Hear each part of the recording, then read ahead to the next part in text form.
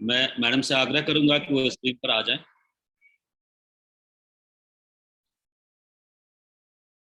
Ji, thank you ma'am. मैं doctor Arvind Kumar Mishra आप सबका आज के इस द्वितीय सत्र में स्वागत करता हूं।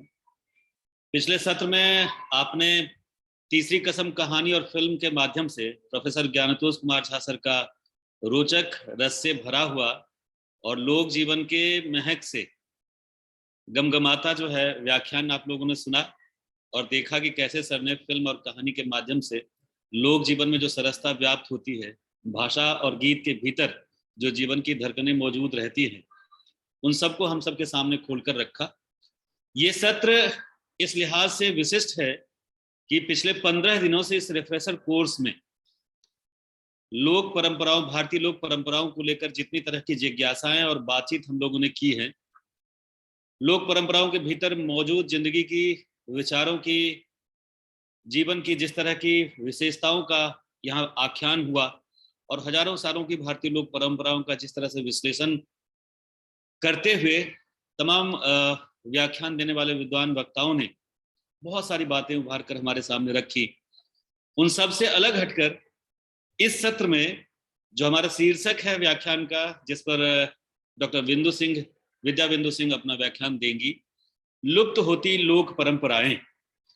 अब तक हम भारतीय लोक परंपराओं की जो बहुमूल्य उपलब्धियां हैं, उपस्थितियां हैं, उन पर इतने विस्तार से बातचीत की है। और आपको हैरानी होनी चाहिए कि डॉक्टर विद्या बिंदु सिंह ने उत्तर प्रदेश की लोक परंपराओं पर बहुत गहनता से काम किया है। उनकी 5-6 पुस्तकें लोक परंपराओं से जुड़ी हुई प्रकाशित हो चुकी हैं। 118 उपन्यास पुस्तकें जो है मैडम ने लिखी हैं और 16 पुस्तकें अभी भी प्रकाशनाधीन हैं, जिनमें लोक साहित्य पर उनका इतना गहन अध्ययन है। और उनसे हम इस विषय पर व्याख्यान सुनेंगे कि आज के समय में जो भारतीय लोक परंपराएं हैं वो लुप्त हो रही हैं, तो उसके संदर्भ क्या है, उसके कारण क्या है, और उन्हें बचाने की या संरक्षित सुरक्षित करने की किस तरह की कोशिशें की जा सकती हैं। इस संदर्भ में हम उनका व्याख्यान सुनेंगे। मैं उससे पहले मैडम का थोड़ा सा औपचारिक परिचय एकदम संक्षेप में, क्योंकि मैम का परिचय इतना व्यापक है कि उस पर पूरा एक सत्र चलाया जा सकता है, लेकिन सूचनात्मक तरीके से मैं आप लोगों के सामने मैडम का परिचय रखना चाहूंगा। अब तक मैडम की 118 पुस्तकें प्रकाशित हो चुकी हैं। जैसा कि मैंने बताया, 16 पुस्तकें हैं जो प्रकाशनाधीन हैं। 9 उपन्यास मैम ने लिखा है, 10 कहानी संग्रह इसमें से प्रकाशित है, कविता संग्रहों की संख्या 12 है, साक्षात्कार की एक पुस्तक आ चुकी है, नव साक्षर एवं बाल साहित्य पर 23 पुस्तकें मैम ने लिखी हैं, संपादित पुस्तकों की संख्या 23 है, अनेक पत्र पत्रिकाओं का भी मैम ने संपादन किया है। आकाशवाणी, दूरदर्शन के विभिन्न केंद्रों से निरंतर आपके प्रसारण हुए हैं विभिन्न विषयों पर। देश विदेश के विभिन्न विश्वविद्यालयों और संस्थाओं में आपने व्याख्यान दिया, उनसे संबद्ध रही है। आपके लिखी गई रचनाओं पर भारत के तमाम विश्वविद्यालयों में, खास करके लखनऊ, गढ़वाल, श्रीनगर, कानपुर, हैदराबाद, पुणे आदि विश्वविद्यालयों में गहन शोध किए गए हैं विद्यार्थियों द्वारा, शोधार्थियों के द्वारा। आपने अनुवाद के काम किए हैं और आपकी पुस्तकों का भी विभिन्न भाषाओं में अनुवाद अब तक हो चुका है, खास करके अंग्रेजी में, मलयालम में, मराठी में, कश्मीरी में, तेलुगु में, बांग्ला में, उड़िया में, जापानी में, इन तमाम भाषाओं में आपकी रचनाओं का अनुवाद हो चुका है। आप कई विदेश यात्राओं से जुड़ी रही हैं, बौद्धिक विदेश यात्राओं से जुड़ी रही हैं। 125 से अधिक देशी विदेशी संस्थाओं द्वारा अब तक आपको सम्मानित और पुरस्कृत किया जा चुका है। मार्च 2022 में भारत सरकार का पद्मश्री सम्मान से आपको विभूषित किया गया। उत्तर प्रदेश हिंदी संस्थान लखनऊ में संयुक्त निदेशक पद से आप सेवानिवृत्त हो चुके हैं। भारत के नियंत्रक महालेखा परीक्षक कार्यालय की संयुक्त हिंदी सलाहकार समिति के सदस्य के रूप में भी आपने सेवा दी है। फिलहाल आप कई सामाजिक सेवाओं से जुड़ी हुई हैं, समाज सेवी संस्थाओं से संबद्ध हैं और लगातार समाज में अपना योगदान दे रही हैं। निरंतर कार्यकारी जीवन जीते हुए इतने बड़े स्तर पर लिखना, लोक जीवन को इतने व्यापकता के साथ, गहराई के साथ देखना, उन्हें लिपिबद्ध करना और उन्हें लोगों तक पहुंचाने का काम करना, इतनी बड़ी भूमिका के साथ मैं हमारे पास उपस्थित हैं। और इस सत्र का विषय है लुप्त होती लोक परंपराएं, जिसके अपने कई कारण हैं, परिस्थितियां हैं, जिसका अपना एक समाजशास्त्र है। हम सब जानते हैं कि औद्योगिकरण, वैश्वीकरण और शहरी जीवन शैली के विकास के साथ साथ लोक जीवन के सामने बहुत सारे प्रश्न चिन्ह खड़े हुए। लोकप्रिय कलाओं के साथ बाजार की स्पर्धा सामने आई। सांस्कृतिक परंपराएं जैसे ही आधुनिक सांस्कृतिक परंपराओं का विस्तार होने लगा, भूमंडलीकरण के साथ जैसे एक समरूपी विश्व की परिकल्पना सामने आई, उस दौर में जो लोग कलाओं से परंपराओं से जुड़े हुए कलाकार थे, उनके लिए काम करना कुछ मायनों में आसान हुआ और बहुत मायनों में कठिन भी होता चला गया। और अर्बनाइजेशन की बढ़ती प्रक्रिया, शहरीकरण की बढ़ती प्रक्रिया ने, जबकि हमारे सरकार का लक्ष्य है कि आने वाले 10-15 वर्षों में भारत की 50% आबादी को शहरीकृत कर दिया जाए, ऐसे में जीविका, रोजगार और तमाम चीजों के लिए शहरी और भूमंडलीकृत संस्कृति पर निर्भर करना, आर्थिक और सामाजिक संस्कृति पर निर्भर करना और लोक कलाओं को सुरक्षित बचाए रखना एक बहुत बड़ी चुनौती की बात है, जिसके बीच ये विषय पैदा होता है कि क्या लोक परंपराएं और संस्कृतियां लुप्त हो रही हैं। तो आइए आज हम इस विषय पर, लुप्त होती लोक परंपराएं विषय पर, डॉक्टर विद्या बिंदु सिंह मैम से, जो इस विषय के लिए मुझे लगता है कि इन दिनों सबसे उपयुक्त विद्वान विदुषी हैं, हम उनका व्याख्यान सुने। मैम, आपके माइक आपको सौंपते हैं, आपका व्याख्यान हम सुनना चाहते हैं। नमस्कार, बहुत बहुत आभार। अभी बहुत सुंदर एक परिचर्चा वक्तव्य सुना जो रेणु के आंचलिक उपन्यासों को लेकर के और फिल्म को लेकर के था। बहुत सुंदर लगा। मैं आपके प्रति, आयोजकों के प्रति आभारी हूँ कि आपने मुझे आमंत्रित किया और जो विषय आज का है उस पर आपने बहुत अच्छी टिप्पणी भी की। जो लुप्त हो रही हैं हमारी लोक परंपराएं, ये आज का बहुत ही चिंतनीय विषय है, क्योंकि ये लोक परंपराएं हमारी वो धरोहर हैं जिन्होंने हमारी संस्कृति की इस यात्रा में एक प्रवाह रखा, संस्कृति को जीवित रखने का और निरंतर आगे बढ़ाने का। तो आइए ईश्वर से प्रार्थना करते हैं कि हम प्रयास करें कि जो धरोहर लुप्त हो रही है उसको कैसे बचाया जाए। सबसे पहले तो ये कहना चाहूंगी कि लोक संपदा जो है ये कोई संग्रहालय में या आर्काइव में रखने वाली वस्तु नहीं है, क्योंकि निर्जीव वस्तु को उसमें रखा जाता है। ये एक जीवंत धारा है ये, जो व्यवहार में होनी चाहिए, और ये व्यवहार में तब आएगी जब हम उसके बारे में, उसके महत्व के बारे में जानेंगे और अपनी अगली पीढ़ी को या वर्तमान पीढ़ी को उसके बारे में जानकारी देते रहेंगे कि आपके पास कितनी अकूत, कितनी महत्वपूर्ण संपदा है जिससे आप वंचित हो रहे हैं। तो इसके लिए नई पीढ़ी के सामने और उनको ये भी संदेश देना चाहिए कि वो अपनी आने वाली पीढ़ी के लिए भी ये थाती संजो कर रखें, व्यवहार में रखें, ताकि हम भारत का और गौरव बोध जो हमारे भीतर है वो आगे भी बना रहे। सबसे बड़ी विशेषता है लोक मंगल भाव, लोक परंपराओं। तब चाहे लोक कहावतें हों, चाहे लोकगीत हों, चाहे कथाएं हों, चाहे लोक व्यवहार हो, कोई अनुष्ठान हो, सब में ये लोक मंगल भाव बराबर बना रहता है। आपने सुना होगा कि कोई भी गीत गाने के बाद ये कहा जाता है कि जे यही मंगल गावे, गाई के सुनावे, और तजी वैकुंठे के जाए, सुनैया सुख पावे। और उसी तरह कहावत में भी ये कहा जाता है कि जैसे उसके अच्छे दिन बहुरे और लौटे, उसी तरह सबके अच्छे दिन लौटे। तो ये जो परंपरा रही है कि सबके अच्छे दिन लौटे, किसी को भी कष्ट न हो, किसी के ऊपर भी आपदा न पड़े, यही लोक मंगल भाव, यही लोक का मुख्य स्वर है। और इसी को लेकर के सारी हमारी लोक साहित्य की, हमारी लोक कलाओं की जो रचना है, इसी को लेकर है। लोक शब्द आलोक से बना है, और ये आलोक जो लोक है, हमारे यहाँ अवधि में कहते हैं ना लौकत बा, लोक भाषाओं में कहते हैं लौकत, मतलब दिखाई दे रहा है। तो ये लोक स्वयं तो प्रकाशित है ही, ये लोगों को प्रकाशित भी करता है और देखने के, प्रकाश को देखने की आंख भी देता है। इस आलोक को अगर अनुभव करना है तो अपनी लोक परंपरा से जुड़ना पड़ेगा। जो हमारे लोक के रचयिता हैं, लोक साहित्य के, लोक कलाओं के, उनका अनुभव उनकी वाणी में, उनकी कलम में, उनकी तूलिका में उतरता रहा और उनके सपने जो हैं, आकांक्षाएं जो हैं, उनकी समस्याएं जो हैं, वो सब कुछ इस लोक साहित्य और इस लोक कला के माध्यम से अभिव्यक्ति पाता रहा है। जो भी परिवर्तन आए हैं, क्योंकि परिवर्तन समाज का नियम है, समय का नियम है, और ये परिवर्तन लोग बराबर रेखांकित भी करता रहा है। लेकिन परिवर्तन की अंधी दौड़ में लोक ने ये सावधानी बरती, सहज ही, अप्रयास ही, कि कहीं हम बहुत जो हमारा बहुमूल्य है, उस परिवर्तन में भूल तो नहीं रहे, छोड़ तो नहीं रहे। मैं बार-बार एक शब्द मुझे अच्छा लगता है, सिंहावलोकन। हमें हमेशा सिंहावलोकन करना चाहिए।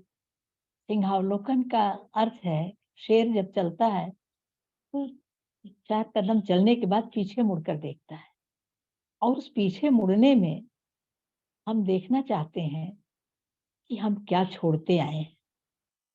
क्या जो छोड़ा है वो छोड़ने योग्य था या सहेजने योग्य था? तो ये सिंहावलोकन बहुत ज़रूरी है, और उस परिवर्तन के साथ, क्योंकि परिवर्तन भी होना ज़रूरी है।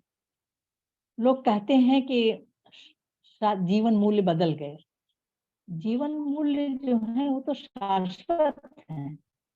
सच बोलना जीवन मूल्य है, दया करना जीवन मूल्य है। ये शाश्वत सत्य तो नहीं बदला।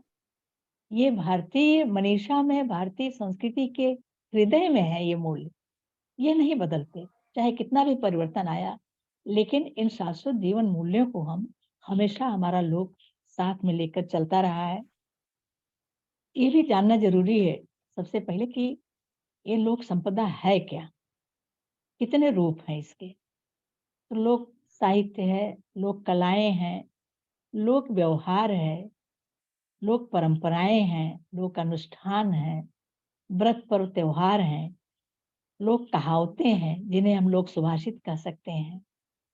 और सबसे ज़्यादा कि लोक की जो मर्यादा है, उस मर्यादा को हम किस रूप में सुरक्षित रख सकते हैं, किस तरह उसे न केवल सुरक्षित रखेंगे बल्कि उसका प्रसार प्रचार कर सकते हैं, ये ज़रूरी है कि उसे हम व्यवहार में लाते रहें। कथाओं में भी तमाम भेद हैं, तरह-तरह की कथाएँ हैं, पशु-पक्षियों की, जीव-जंतुओं की, भूत-पिशाच की, परियों की, जादू-टोने की, ठगी की कथाएँ हैं, नैतिक कथाएँ हैं, जिसमें अच्छी बातें हैं, राजा-रानी की कथाएँ हैं।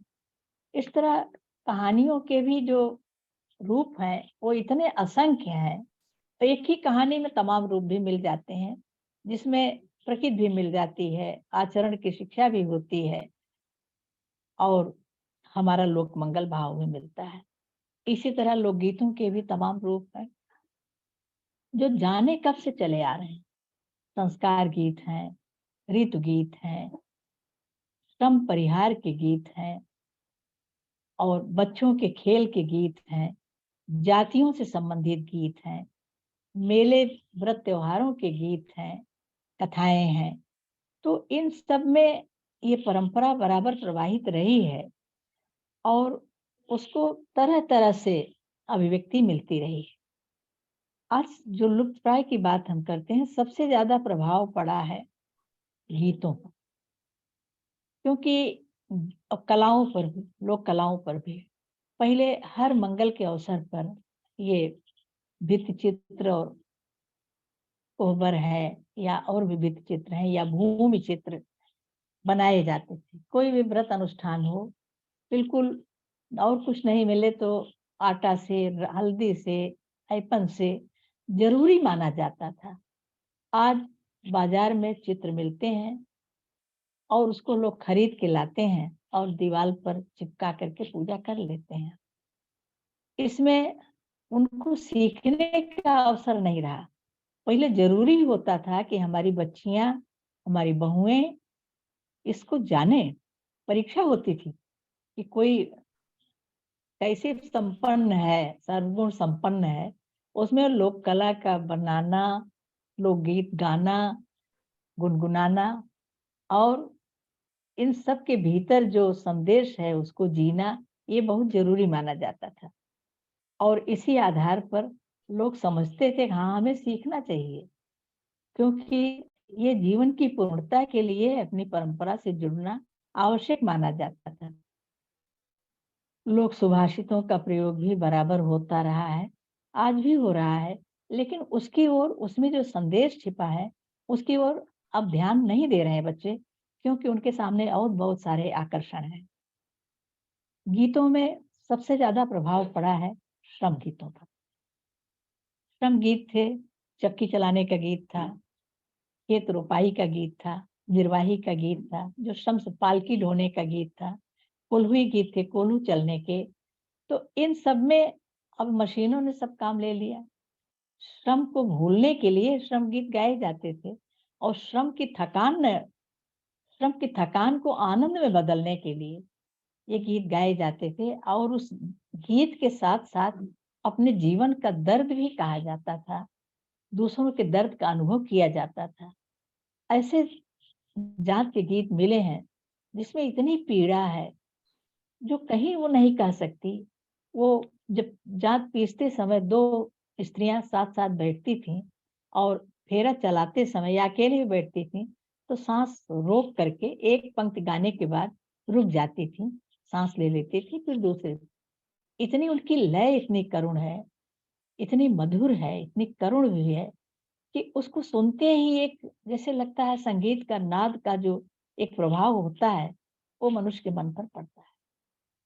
दूसरी चीज, जैसे निर्वाही के गीत, निर्वाही के गीतों में भी एक पंक्ति में बैठ करके स्त्रियां घास निकालती थी और साथ साथ में गाती भी जाती थी। उसमें कोई एक कड़ी भूल गई तो दूसरी ने उठा लिया, दूसरी भूल गई तीसरी ने उठा लिया। जब मैंने इन गीतों का संकलन करना प्रारंभ किया तो मैंने कोशिश की कि वो हमारे घर आकर के सुना दें गीत। मैंने कहा भी कि आप हमारे घर पे आइए और स्वागत है और सुनाइए, लेकिन वो आती थी, भूल जाती थी, क्योंकि काम करते समय जो एक प्रवाह होता है, जो एक एक दूसरे के साथ जुड़ाव होता है, सहभागिता होती है, वो वातावरण होता है। और उस काम करते समय जो गीत गाती थी उनको मैंने जब नोट किया तो घर में वो नहीं लिखा सकी पूरा गीत। तो ये सारी बातें बराबर हमें याद आती हैं। और दूसरी चीज, जाति के गीत जो थे ये भी अब लुप्त हुए, क्योंकि अब जाति प्रथा के भीतर जो तोड़ने वाला भाव आ गया, रिजर्वेशन के, आरक्षण के कारण, कि कौन जाति बड़ी है कौन छोटी है, ऐसा कुछ नहीं था। हर जाति के अलग अलग कर्म थे, अलग अलग उनका व्यवहार था, और उनको हर जाति के अवसर पर सबको अलग अलग बोलने का, अलग अलग गाने का अवसर दिया जाता था। तो ऐसे जाति गीत जब एक करने की बात हुई तो एक तो हुए हम, लेकिन भीतर से बढ़ते गए। ये जो राजनीति ने खेल खेला उसके कारण हुए। अब मैं उदाहरण के रूप में बताऊं कि पहले जैसे विवाह संस्कार आदि के गीत, कोई भी मंगल कार्य होता था तो हर जात की सहभागिता होती थी। तेल जो आएगा, तेली फर्ज उसको लेके आएगा, उसकी आरती उतारी जाती थी। मोर लेके माली आया, उसकी आरती उतारी गई। दर्जी जोड़ा जामा पहनाने वर वधू का वेश तैयार करके लाता था, उसकी आरती उतारी जाती थी। बड़े ही पीड़ा ले आया, लुहार कजरोटा लाया। ये मतलब हर जाति के लोग, जो उनके व्यवसाय से जुड़ी चीज थी, उनके बिना कोई भी संस्कार संपन्न ही नहीं होता था। बाजार से आवाज आता है तो उनके प्रति जो आदर भाव था, जो उनको नेक मिलता था, वो अब नकली बना लिया जाता है। जहाँ पर परंपरा निभाने की बात है तो अब बना ले, कोई नाई बन गया, कोई कहार बन गया, कोई नाउन बन गया। तो अभी एक मतलब कम से कम निवार तो किया जा रहा है, लेकिन हमें जब होटलों में विवाह होने लगे हैं तो फिर वो सारी समस्याएं भी, वो सारी परंपराएं भी खत्म होती जा रही हैं। एक ही दिन में विवाह हो रहा है, सबसे ज्यादा फोटोग्राफी पर ध्यान जा रहा है। जो रिचुअल्स थे, जो हमारे, जैसे लावा मांगने जाते थे, भरभूजे के द्वार पर जाती थी स्त्रियां और आंचल पसार करके जो घर की पुरखिन होती थी उससे मांगती थी कि मुझे लावा दो। ये लावा दो कुलों को जोड़ने के लिए है, दोनों का लावा मिलाया जाएगा। और उस समय जो गारी गीत गाए जाते थे वो गीत लुप्त हो गए, जौनार की गारी गीत लुप्त हो गए। ये जो आत्मीयता का विस्तार था, ये गारी हमारे देवी देवताओं को भी गाई जाती थी, क्योंकि वो हमसे, हमारे आराध्य जरूर हैं, लेकिन हमारा विश्वास है कि वो हमारे इतने निकट हैं कि हम जब चाहें उनको धरती पर बुला के उनको टीका लगा सकते हैं, तेल का, सिंदूर का, जमीन को टीक सकते हैं, तालाब को टीक सकते हैं और उनको गारी भी सुना सकते हैं। तो डी बाबा को, काली माई को, शीतला माई को, सबको पूरा भरपेट गाली सुना करके फिर घर के और लोगों को सुनाई जाती थी गारी। और प्रकृति के प्रति ये जुड़ाव, जैसे मुझे याद है तिलवाई होती थी तो तालाब पर लेके जाते थे, मत पचमंगरा होता था, मिट्टी को जगाई जाती थी, मिट्टी। और ये विवाह संस्कार हो, चाहे जो संस्कार हो, ये वर वधू या नई पीढ़ी को ये सिखाने के लिए कि ये तालाब, ये धरती, ये जलाशय, ये सारे जातियां, ये सारे उपकरण, ये सब आपके गृह प्रवेश, आप गृहस्थी में प्रवेश करने जा रहे हैं तो ये आपके आज से जीवन संगी हैं। आपने देखा होगा, गांव में गए होंगे तो लोढ़े से वर वधू की या कोई भी चीज आई उसका परिचय लोढ़ा से, मथानी से, मूसल से, सूप से परिचय होता है। और कहा जाता है कि सुपवा ले बहुवर सुपवा ले, सुपवा सपूरन होय, और धेरिया जो परी है सजन घरा, अब बाबा सोए सुख नींद। तो सूप लेने का मतलब क्या है? सूप का अर्थ क्या है कि सार सार को गही रहे थोथा ले उबाए। तो आज से तुम अपने जीवन में सार तत्व जो जीवन के हैं उनको स्वीकार करो और जो व्यर्थ की चीजें होंगे उन्हें। लोढ़ा इसलिए दे रहे हैं कि ये हल्दी को पीसता है, मसाला पीसता है और रंग, हल्दी पीस करके रंग जो देती है। हल्दी बांटी जाती थी, आपको याद होगा बचपन में हमने देखा था कि हल्दी और सुपारी न्योते में जाती थी। सुपारी लड़की की विवाह में और हल्दी वर की विवाह, थोड़ा सा मैं भूल रही हूँ शायद किसके विवाह में, मतलब वर की शादी, कन्या पक्ष होता था सुपारी बांटता था और वर पक्ष हल्दी बांटता था, यार उलट रही हूँ मैं। उसका अर्थ यही था कि सुपारी का भी अर्थ है, सुपारी गुच्छे गुच्छे फलती है, फर्टिलिटी मोटिव, जो विवाह का उद्देश्य है संतान।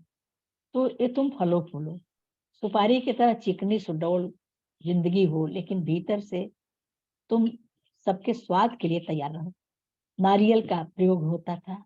नारियल जो ऊपर से कठोर है लेकिन भीतर तरल है, सबको देने का, सबको तृप्त करने का भाव उसके भीतर जो है, इसलिए नारियल शुभ माना जाता था। बिना नारियल के कोई शुभ कार्य नहीं होता था। इसी तरह जितने भी अनुष्ठान, पान, पान की तरह फेरा जाता था। पान जरूरी है, ये पान प्रतीक है कि पान को कन्या हम सौंप रहे हैं जो पान से सुकुमारी है, और इसे फेरते रहने के जो भाव है बहुत सहेजना पड़ेगा, हम कन्या को दे रहे हैं। और मेहंदी का, इन सब का जो प्रयोग था प्रकृति से जुड़ाव के लिए बराबर जो है दिया जाता था। और सुग्गा मंडप में लगाना और उसको दूसरे दिन बड़हार में, मंडप में बाराती उसको सुग्गा लूटते थे। इसका मतलब कि इस घर की जो आत्मा थी उसे हम अपने घर ले जा रहे हैं। और कन्या पक्ष अक्षत दे करके कन्या को विदा करता था कि बेटी, एक अक्षत वापस करती थी कि मैंने जो अक्षत आपका आज तक खाया है उसे आपको लौटा रही हूँ, लेकिन सूप में थोड़ा छोड़ भी रहे हैं कि ये घर हमेशा भरा रहे, जिसने मुझे इतने दिन। ये जो आत्मीयता के भाव थे, ये बहुत कुछ बिना कहे ही, बिना उपदेश के, इन संस्कारों के माध्यम से हम सिखा जाते थे। आज वो सब खत्म हो रहा है। सांस्कृतिक परंपराओं में बोली, भाषा, ये सब की जो एकरूपता थी वो भी अब नष्ट हो रही है। जब हम एक करने की बात करते हैं, आज विश्वग्राम की कल्पना तो हमने कर ली, लेकिन संवेदना के स्तर पर एक और तो हम पूरे विश्व से जुड़ते हैं। जरा छोटी सी भी घटना होती है तो पूरे विश्व में तुरंत खबर पहुंच जाती है और दहल जाता सबका हृदय। लेकिन जो भीतर की संवेदना थी अपने आसपास से, वो संवेदना क्यों लुप्त हो रही है? क्योंकि हमने उस संवेदना का महत्व नहीं समझा है। भावनाओं के मामले में भी वो संवेदना अब कम देखने मिलती है। भावनाओं को मापने का जो एक प्रतीक थे इन गीतों में, जैसे कौन कितना प्यार करता है इसको भी मापने का पैमाना है। वो कहती है बेटी कि मैया के रोए से नदिया बहत हुए, और बाबा के रोए भरे ताल, और भैया के रोए चरण धोती भीजे, और भौजी खड़ी मुस्काए। तो अब ये माँ के रोने से नदी बहती है, माँ बिल्कुल सहज भाव से रोती है। उसे कुछ, मेरी बेटी विदा हो रही है, उसे ये नहीं है कि कोई क्या कहेगा, लेकिन पिता के रोने से ताल भर रहा है, इसका अर्थ है कि वो मर्यादा में, तालाब की जो मर्यादा है तट के बाहर नहीं जाता, तो वो मर्यादा पिता उसको साथ में रखे है। और भाई के रोने से चरण ध्योती, वो अपने शरीर में ही बहन के विछोह का अपने भीतर ही सारा दर्द उड़ेल रहा है। ये सारे भाव। और समय को मापने का भी एक पैमाना था। बहू पूछती है, उसका पति बचपन से ही जब चला गया विदेश और भी नहीं लौटा, तो अपनी सास से पूछती है, कौनी उमेरिया सासू निबिया लगाइन, कौनी उमेरिया गए विदेशवा होना। तो सास कहती है उसकी कि खेलत कूदत बहुअर निबिया लगाए, और रेखिया भिनत, मतलब मसे भीगते ही वो परदेश चला गया। तो वो कहती है कि फरी गई निबिया लहस गई। आप अवधि समझ रहे हैं आप लोग ने? अवधि जी मैम, बहुत जी। बिल्कुल तो बिल्कुल मैम। खेलत कूदत बहुअर निबिया लगाए, और रेखिया भिनत गए विदेशवा हो राम। तो कहती है फरी गई निबिया लहसी गई डरिया, अबहुन लौटे मोर विदेशिया हो राम। नीम का पेड़ लहस गया, फर गया, निमोरी आ गई, और मैं भी सयानी हो गई। उसके पीछे भाव यही है, मैं भी उसी तरह आकांक्षाओं से भर गई हूँ, लेकिन मेरा प्रिय लौट कर नहीं आया।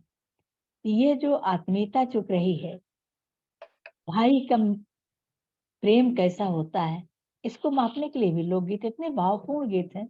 भैया के मोहिया ऐसे लागे जैसे कोहनिया की चोट। कोहनी की चोट बहुत पीड़ा देती है, तो भाई की याद ऐसे आती है जैसे कोहनी की चोट। ये जो प्रतीक है, ये बहुत कुछ कहते हैं। भौरा न्योता देने के लिए भेजा जाता था। कोई भी काज पड़ा तो प्रकृति निमंत्रण लेके जाती है। अरे अरे कारे भौरवा, करिया तोरी जतिया, मोरे घर काज बियाह, न्योत दई आवो। अब वो न्योता देके जाने लगता है, तो उसको कहती है कि सबको न्योतना, लेकिन मेरे भाई को मत न्योता देना, मैं उनसे रूठी हूँ। लेकिन जब सारे लोग आ जाते हैं तो विह्वल हो जाती है। सब पूरे सारे सातों ससुराल के लोग आ गए, सारे ससुराल के मायके के सब लोग आ गए, सबके मायके के, लेकिन मेरा भाई नहीं आया। और उधर भाई को खबर भेजती फिर से कि जाओ फिर से, भाई के बिना मैं नहीं रह पा रही हूँ। तो भाई लेके आता है न्योता। ये पहला गीत है जो विवाह के पहले पहला गीत गाया जाता है न्योते का। तो भाई कहता है कि बहन तुमने न्योता इसलिए नहीं भेजा मुझे कि भाई गरीब है, कैसे लेके आएगा न्योता। तो मैं अपनी फाड़ की कटारी, फेटे की कटारी बेच करके भी न्योता लेके आता। और भाभी कहती है कि मैं अपने नाक की बेसर बेच करके भी तुम्हारे लिए न्योता लेके आती। ऐसा क्यों सोचा कि मैं गरीब हूँ इसलिए नहीं भेजा? तो कहती नहीं, मुझसे भूल हुई। इस तरह की जो आत्मीयता के गीत थे ये लुप्त हो रहे हैं, क्योंकि इनको गाने का अवसर ही नहीं है। एक दिन में बारात आई, जयमाल हुआ, विवाह हो गया, चले गए। संस्कृति प्रकृति से जुड़ने की बात करती रही है। प्रकृति के प्रति संवेदना किस रूप से दुखी न होना, ये सारी बातें हमें ये लोकगीत सिखाते थे, कहानियाँ सिखाती थी। किसी को बंधन में देख करके ये गीत जब लुप्त हुए थे, संवेदना चुप रही है। मुझे याद आ रहा है एक गीत जिसमें बार-बार इस गीत को कोट करती हूँ, क्योंकि इसमें एक ऐसी संवेदना है जो चुनौती देती है। रानी रुक्मिणी जमुना तट पर झूला झूल रही हैं और उनका हार जमुना जल में गिर जाता है। तो चकई से कहती हैं कि चकई तू सो रही जग रही है, जाके हार ले आ, जमुना जल में जाकर के मेरे हार चुन लो। तो चकई कहती है कि आगिया लगाऊं रानी हरवा, बजर परे मोतिया, रानी संझवे से बिछुरा चकौआ, हेरत नहीं पायो। मेरा तो चकवा ही बिछुर गया है, मैं रात से उसे ढूंढ रही हूँ और तुम्हें अपने हार की पड़ी है रानी। ये जो उसका एक प्रतिरोधी स्वर उभरा है कि भौतिक सुखों में आपने एक सामान्य जीव की पीड़ा नहीं समझी, अपने हार की चिंता की। और मेरा तो प्यार ही खो गया है, मैं उसे ढूंढ रही हूँ। ये जो प्यार की तलाश है, उसकी प्यास है, इसे बड़ी ही संवेदनात्मक गहराई के साथ इन गीतों ने व्यक्त किया है। उसी तरह कोयल के लिए है कि कोयल कहती है कि डाल डाल ये बहेलिया पाश डालने वाला लाशा लगा रहा है, मैं किस वृंदावन में जाऊं। बेटी के प्रतीक है कोयल, बारात आ रही है तो बेटी कोयल के ब्याज से अपनी बात कहती है कि डारी डारी पसिया रे लसिया लगावे, पाते पाते कोयले लुकाए, ये सूद बसिया रे पसिया बेटुआ, कौने वृंदावन जाऊं। तो ये जो बंधन में बंधने से बचने की जो व्याकुलता है, वो इन विवाह गीतों में देखने को मिलती है। और ये लुप्त प्राय जो अनुष्ठान भी हैं, प्रकृति के जुड़ाव से जो जोड़ते थे, और इससे जो एक आत्मीयता का भाव जुड़ता रहा है, वो लुप्त हो रहा है धीरे धीरे। उसे वापस लाने की बात है। नाट्य लोक नृत्य भी बहुत सारे लुप्त हो गए। हमारे यहाँ एक करिंगा नाच हुआ करता था, जो जिन्हें पहले हरिजन कहा जाता था, अब दलित कहा जाने लगा, जो कि ठीक नहीं लगता। इस शब्द दलित मुझे तो नहीं पसंद है। तो इनके यहाँ जब विवाह शादी होती थी, कोई भी मंगल कार्य होता था, तो ये द्वार दिखाई के लिए आते थे। हर अपने मालिक के जहाँ काम करते हैं वहाँ नृत्य मंडली इनकी आती थी, वहाँ दिखाते थे और मनचाहा नेक पाते थे, उसके बाद ही वहाँ से द्वार से जाते थे। तो उसमें जो वेशभूषा थी उसकी करिंगा कहते थे। वो काफी घुंघरू उसके कमर में बंधे रहते थे और खूब घेरदार उसका लहंगा होता था और उसकी पीठ पर चमड़ा मढ़ा होता था। और एक व्यक्ति हाथ में कोड़ा लेकर के उससे कुछ प्रश्न करता था और वो उसका जवाब देता था, अटपटा जवाब देता था। इसमें इतना अवकाश था, कुछ भी कहा जा सकता था, किसी के ऊपर भी व्यंग किया जा सकता था और व्यंग क्या प्रश्न होता था, व्यंग में उत्तर भी दिया जा सकता था। उसमें चाहे गांव के पंडित जी हों, चाहे जमींदार हों, चाहे ठाकुर साहब हों, चाहे मौलाना हो, किसी के ऊपर भी वो कटाक्ष कर सकता था। जो भी समाज में उसे अरुचिकर लगता था, उस पर कटाक्ष करता था वो। ये खत्म हो गया। उसमें होता था कि वो पूछता था कि भैया ये बताओ, ये ऐसे ऐसे हो रहा है, तुम बताओ का जवाब दे। तो वो बहुत अटपटा जवाब देता था। तो उसकी पीठ में कोड़ा मारता था चमड़े के ऊपर और वो कहता था हाय काका कह करके खूब घेरदार नृत्य जो लहंगा पहन के वो नाचता था। और इस पर लोगों ने आपत्ति की कि इसमें उत्पीड़न है, जबकि उसमें चोट नहीं लगती थी उसे। एक ऐसी विधा थी ये कि इसमें हम किसी के ऊपर भी कुछ कह सकते थे। जैसे कठपुतली का ले लीजिए, कठपुतली के माध्यम से आप किसी को भी, बड़े से बड़े को भी, चाहे राजनेता हो चाहे जो हो, उसको कुछ कह सकते हैं जो आप नहीं पसंद करते। तो ये सारी विधाएं लुप्त होने के कारण जो अभिव्यक्ति की स्वतंत्रता थी, उस पर भी चोट पहुंची और उसे वापस लाने की जरूरत है और इन लोक कलाओं से, इन गीतों से फिर से जुड़ने की जरूरत है। एकालाप भी होते थे इन गीतों में, कथाओं में। जैसे एक लोक कथा है जिसमें वो कहती है, कठपुतली को संबोधित करती है। उसको बच्चा नहीं है, गीत में भी ये कथा। तो वो कहती है कि अ, मुझे जो है एक कठपुतली मैंने बनाई, उसको उपटन लगाती हूँ, तेल लगाती हूँ और सब श्रृंगार करती हूँ, उसको खूब मालिश करती हूँ, लेकिन ये रोती नहीं है और ना हँसती है। तो कठपुतली कहती है कि रानी, मैं काठ की हूँ, मैं कैसे हँसूँ, कैसे रोऊँ? तो जो भगवान बनाते हैं वो तो हँस सकता है, बोल सकता है। तो फिर वो कहती है, भगवान फिर मुझे क्यों नहीं? तो कठपुतली प्रार्थना करती है कि भगवान इसको बच्चा दे दो। अब ये उसकी जो उसका स्वप्न है कठपुतली के माध्यम से व्यक्त होता है। उसी तरह एक है कथा मिलती है जिसमें वो सारी सुइयाँ वो निकालती है एक शव से, और आखिरी सुई निकालने उसकी धूर्त दासी चली जाती है। तो उसी से वो कठपुतली से ही कहती है, सारी सुइयाँ मैं निकालूँ। एक सुई निकाली दासी, दासी हो गई रानी, मैं हो गई दासी। इस तरह की छल की, जो किसी के साथ छल हुआ और जो अच्छा है, वो जो छल करता है उसको भी क्षमा करता है, और जो छल करने वाला है वो अंत में अपनी गलती मानता है। ये सारी चीज़ें इन कथाओं में, इन गीतों में मिलती रहीं। मेले के गीत लुप्त हो रहे हैं, क्योंकि पैदल मेला चल जाते थे लोग, रास्ते भर थकान मिटाने के लिए। 2 टोली आगे-पीछे चलती थी, एक कढ़ाती थी, एक पुरौती थी, तो ये भी खत्म हो रहे हैं। खेल के गीत खेल के गीत बच्चों के जो थे, वो भी लुप्त हो रहे हैं। सबसे ज़्यादा लोक धुनें प्रभावित हुई हैं। आज रेडियो की अलग धुन बन गई है। दूरदर्शन और आकाशवाणी से जो कार्यक्रम होते हैं, उनमें अच्छा लगने के लिए, आकर्षक लगने के लिए, जो मूल धुन थी, जिसमें कोई साज-बाज नहीं भी था, बहुत सारे गीत थे जिनमें कोई साज-बाज नहीं था। ठीक है, आकर्षक लगने के लिए साज-बाज डालिए, लेकिन जो उसकी जो कोमलता थी, जैसे लंबे विलंबित लय में बहुत सारे गीत गाए जाते थे, जैसे चक्की की धुन बहुत विलंबित थी। उसमें उसकी करुणा बरसती थी, और जैसे नृत्य के गीत बहुत ही तेज होते थे।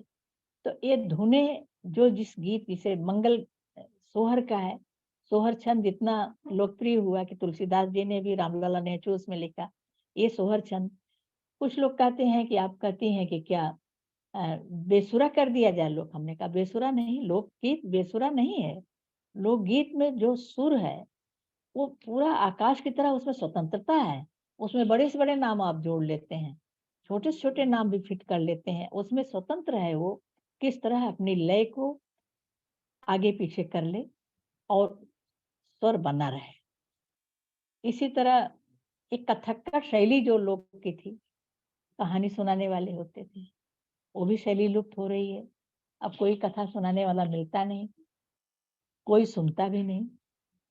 लेकिन इन कथाओं में जो संदेश है वो इतना सटीक है, इतना प्रभावी है कि पंचतंत्र के उदाहरण सबके सामने है कि जो बच्चे पढ़ते नहीं थे, वो पंचतंत्र की इन कथाओं के माध्यम से पढ़ने लगे, और वही पंचतंत्र की कथाएँ, हितोपदेश की कहानियाँ, बैताल पचीसी, सिंहासन बत्तीसी की कहानियाँ और लोक कथाएँ एक दूसरे से जुड़ करके आज पूरे विश्व की यात्रा कर रही हैं। सिंहासन बत्तीसी की कहानी का संदेश, राजा कैसा होना चाहिए?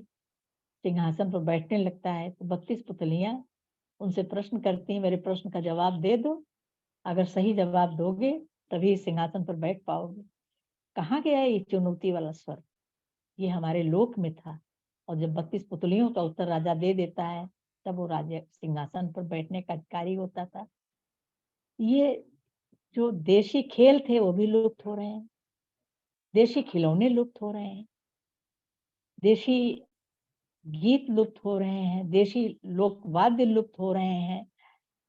इन सबको भी फिर से वापस लाने की, इनके अध्ययन की ज़रूरत है।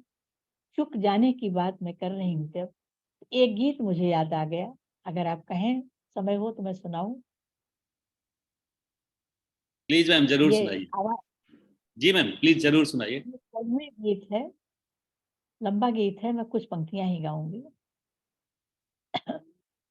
अमवा महुलिया घने पेड़ ते हीरे बीच राह परी, रामा ते ही तरा ठाड़ी एक तेरी बात, जियरा बीरो देवरी।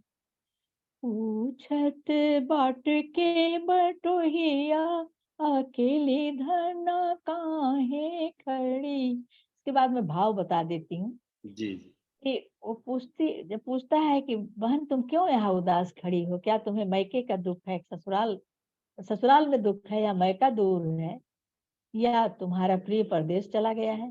तो कहती है कि भैया जाओ, तुम अपने रास्ते जाओ, मेरे दुख से तुम्हें क्या लेना देना है। लेकिन देखिए, बटोही कहता है क्यों नहीं लेना देना है, तुम यहाँ अकेली खड़ी हो, मैं कैसे चला जाऊं। मैं तुम्हारा दुख जानना चाहता हूँ, शायद मैं तुम्हारी मदद कर सकूं। तो कहती है कि मुझे न मैका न दूर है, न ससुराल में दुख है, लेकिन मेरे प्रिय परदेश चले गए हैं और अभी तक नहीं लौटे, मैं उसी दुख में दुखी हूँ। तो कहता है कि तुम्हारे प्रिय परदेश गए तो क्या तुम्हें कुछ दे के गए थे, कुछ कह के नहीं गए थे। तो कहती है कि दई गए कुपवन तेल, हर पवन सेनुर हो, वो तो दई गए चनन चरखवा, उठाई गज ओबर हो। चंदन का चरखा दे गए थे कि इसको बैठ के काटते रहना, और गज ओबर महल उठा गए थे, और सिंदूर और तेल दे गए थे कि इससे श्रृंगार करना।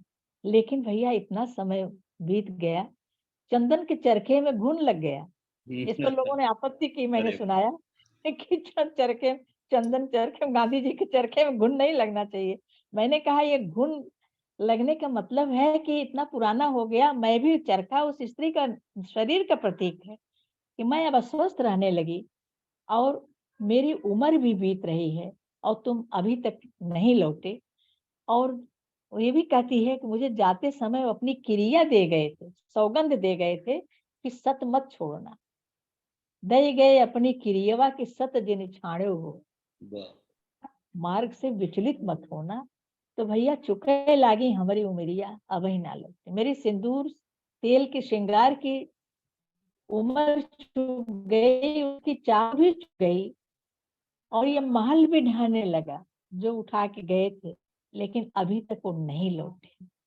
तो ये जो चुक रहा है, उसे बचाने की जरूरत है, तभी हम अपने उस संवेदना से बचा सकेंगे, संवेदना को, और इन समाज गीतों को, की परंपरा बहुत समाज पुरानी के है मैडम। हर अंग विद्यापति को। ने इस पर बहुत सारे गीत लिखे हैं, जो अभी आपने जिस भाव और संवेदना वाली गीत की बात की है, विद्यापति ने भी इस पर बहुत सारे जी गीत लिखे हैं। बालव जीतव विदेश रे जी एक जी, बहुत महत्वपूर्ण गीत है वो। फैसले में जी। जी जी, भिखारी ठाकुर के माध्यम जी। से भी जो है भिखारी बहुत सारा ठाकुर, फिर आया। अब्दुल रहमान का जो तो संदेश रासक है, उसमें भी इस पर बहुत मार्मिक तरीके से जी लिखा जी जी, तो ऐसे तमाम गीत हैं, जो तमाम कथाएं हैं, है। जी जो संदेश देने के लिए हैं, हर तरह की जो जो शिक्षा हम देना चाहते हैं।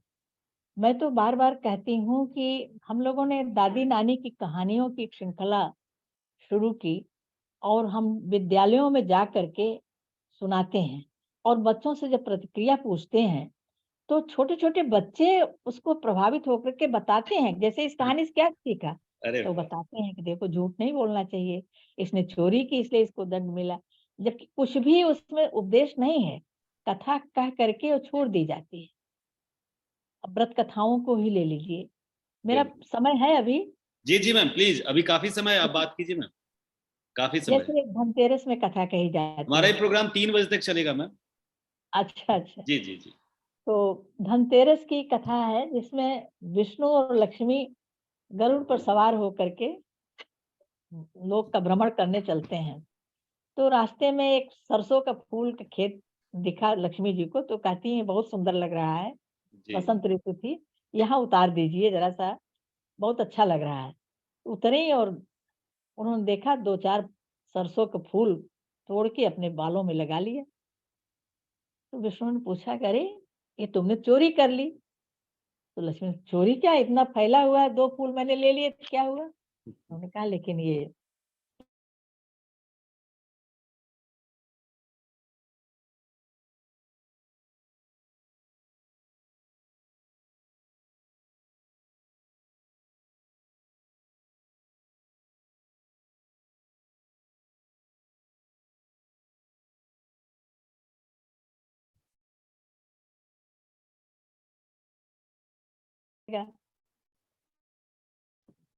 हाँ जी, हेलो। जी जी मैम, बीच में आवाज आपकी रुक गई थी और वीडियो भी पॉज हाँ, हो गया था। फोन आ गया था। अब जो जी, अब आई आवाज, आ रही है आवाज मैम, आ रही है आवाज, आ रही लेकिन मैं आपको नहीं देख पा रही हूँ, मैं बोल रही हूँ ऐसे ही। है। आपका भी वीडियो ऑफ हो गया मैम। जी जी। जी तो ऑफ हो गया लग रहा है। हाँ, हाँ आ हाँ। गया मैम, बिल्कुल ठीक है मैम। तो भगवान विष्णु उनको उस खेत के मालिक के पास लेके जाते हैं और कहते हैं कि ये मेरी पत्नी है, ब्राह्मण के वेश में, कि हम लोग तीर्थ यात्रा पे निकले हैं, तो ये आपके यहाँ साल भर आपकी सेवा करेंगी और मैं लौटते समय इनको ले जाऊंगा। तो वो बड़े वो कहते हैं कि अरे आप तो महारानी लग रही हैं, आप तो देवी लग रही हैं, कम आपसे सेवा कैसे लेंगे। उन्होंने कहा कि नहीं, ये साल भर आपके पास रहेंगी, सुरक्षित रखिएगा इन्हें। तो उसके बाद लक्ष्मी जी उनको उस घर में रोज सवेरे उठने लगी, झाड़ू लगाने लगी, और सब लोग उनकी देखा देखी, घर की सफाई होने लगी, बच्चे सवेरे उठने लगे, खाना बासी जो नहीं खाना बचता था उसको कहा थोड़ा बनाओ थोड़ा खाओ, जूठन न छोड़ो। सब बच्चे पढ़ने लगे बैठ के समय से, अच्छी बातें, व्यायाम करने लगे, सूर्य नमस्कार करने लगे। तो इस तरह उस गांव का पूरा सुधार हो गया। तो साल भर बाद जब पंडित जी तीर्थ यात्रा से विष्णु भगवान लौटे, तो उन्होंने कहा मैं अपनी पत्नी को लेने आया हूँ। तो उन्होंने कहा नहीं, इनको मत ले जाइए, हमारे गांव से बीमारी चली गई, हमारे गांव से झगड़े खत्म हो गए, हमारे गांव में कोई भूखा नहीं है, कोई दुखी नहीं है, कोई भीख नहीं मांग रहा, सब संपन्न हो गए हैं। तो ये तो साक्षात लक्ष्मी है। उन्होंने कहा हाँ, ये साक्षात लक्ष्मी ही है। जी तो इन्होंने गलती की थी, उसकी गलती के लिए या प्रायश्चित के लिए आपके यहाँ साल भर सेवा करने के लिए आई थी। तो सब उनके चरण पड़े। अब ये कथा कुछ भी उपदेश नहीं दे रही, लेकिन जो आज की समस्याएं हैं पर्यावरण की लेकर के, या अन्न फेंकने को लेकर के, या विश्राम अधिक करने से लेकर के, जो भी है समस्याएं, उन सब का उत्तर इसमें आता है। इस तरह की तमाम कथाएं हैं, तमाम गीत हैं, जो हमें जीवन से जोड़ते हैं, जो हमें हमारी आदमियत की पहचान कराते हैं, जो हमसे कहते हैं कि कोई भी निर्जीव वस्तु, जैसे सूप चलनी, पटरा, तावा, कढ़ाई, इसमें भी इसकी अवहेलना न करो। कहते हैं ना कि तवा पे गर्म पानी न डालो, हाँ। श्राप देगा, और झाड़ू ऐसे न फेंक के रखो, सूप को ऐसे न रखो। ये तमाम जो लोक विश्वास हैं, उन लोक विश्वासों में जीवन का संदेश है, और उस संदेश को बनाए रखने के लिए इन लोक विश्वासों से भी जुड़ना पड़ेगा।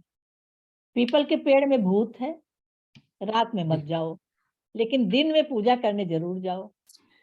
ये वैज्ञानिक तथ्य है। ऑक्सीजन दिन में देता है वो। तुलसी के पास बिना तुलसी की पूजा किए, आंगन में तुलसी न हो तो घर सूना रहेगा। ये जो लोक विश्वास है, इनके आधार पर हमारे पुरखों ने एक जो परंपरा बनाई, जो एक आचरण संहिता, अनकही आचरण संहिता दी। सुबह उठ करके धरती को प्रणाम करो, माता पिता को प्रणाम करो, कृतज्ञता व्यक्त करने का भाव। आज हम अकृतज्ञ हो गए हैं, कृतज्ञ हो गए हैं। माता पिता को लोग वृद्धाश्रम भेज रहे हैं, उनको सेवा नहीं हो रही है। ये सारी जो दुर्भावनाएं मन में लोगों के, जो लालच लोगों के मन में जगा, इसलिए कि हम अपनी परंपरा से कटते जा रहे हैं। तो आज अगर अपनी भारतीय संस्कृति को बचाना है, तो हम इन परंपराओं से हमें जोड़ना पड़ेगा। मैं समझती हूँ कि आप कोई पूछना चाहे कोई प्रश्न, तो मैं उसका उत्तर दूंगी। जरूर।